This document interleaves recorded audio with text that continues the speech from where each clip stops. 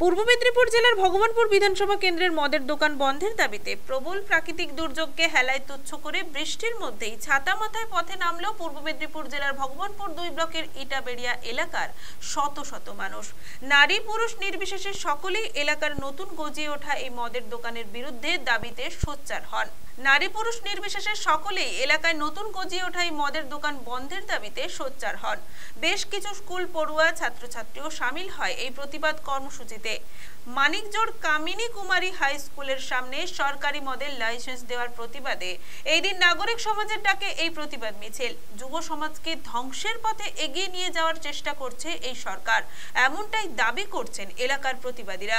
নতুন প্রজন্মকে মাতাল তৈরি করার পরিকল্পনা নিয়েছে এই সরকার দপ্তরের প্রতিনিধিরা।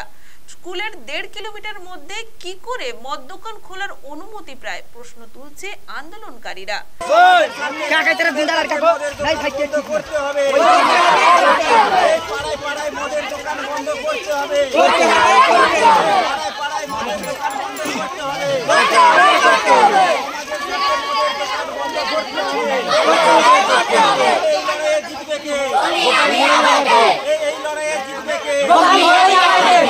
পাড়ায় পাড়ায় মদের দোকান বন্ধ করতে হবে,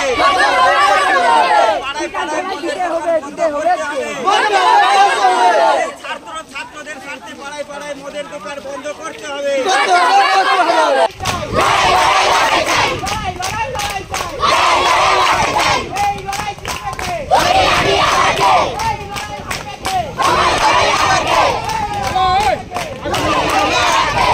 মানিকজোড় কামিনী কুমারী হাই স্কুলের সামনে এই পশ্চিমবঙ্গ রাজ্য সরকার যেভাবে পাড়ায় পাড়ায় মদের দোকানে লাইসেন্স করেছে এবং মানিকজোড় কামিনী কুমারীর মতন একটা শিক্ষা প্রতিষ্ঠানের 1 কিলোমিটারের মধ্যে একটা বৈধ লাইসেন্স প্রাপ্ত মদের দোকান করেছে, তারই প্রতিবাদে স্কুলের ছাত্রছাত্রী, গ্রামের সাধারণ মানুষ, মহিলা থেকে শুরু করে সবাই আজকে প্রতিবাদ জানাচ্ছে যাতে এই স্কুলের সামনে কোনোভাবেই ডান্সিং মদের বার করা যাবে না।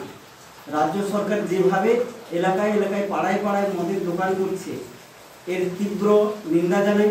সমাজকে বিপথে চালিত করার জন্য এই রাজ্য সরকারের তীব্র থেকে তীব্র নিন্দা জানাই এবং মহিলারা এবং ছাত্ররা আগামী দিনে আরও তীব্র থেকে তীব্রতর আন্দোলনে যাবে এবং যাতে এই মদের দোকান কোনোভাবেই খোলা না হয় তার জন্য আমাদেরও সমর্থন সম্পূর্ণভাবে এলাকাবাসী এবং স্কুলের শিক্ষক হিসাবে থাকবে। কোন রকম অপ্রীতিকর ঘটনা যাতে না ঘটে তাই পরিস্থিতি সামাল দিতে উপস্থিত ছিল ভূপতিনগর থানার পুলিশ। ব্যুরো রিপোর্ট, খবর BCBS।